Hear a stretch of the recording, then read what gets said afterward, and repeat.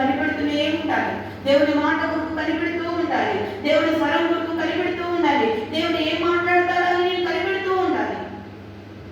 అంతేకాని దేవుడు పని చెప్పుకొని ఏంటి టీవీ పెట్టుకొని 2 సీరియల్ చూసేసి చక్కగా 2 పాటలు పెట్టుకొని పనంతా చేసేసి దేవుడితో సహవాసం లేకుండా ఏంటి నేను కూడా దేవుని పని చేస్తానంటే భూమి మీద నీ వలన దేవుని పని జరిగింది, కానీ ఆ పనికి జీతం అయితే దొరకదు.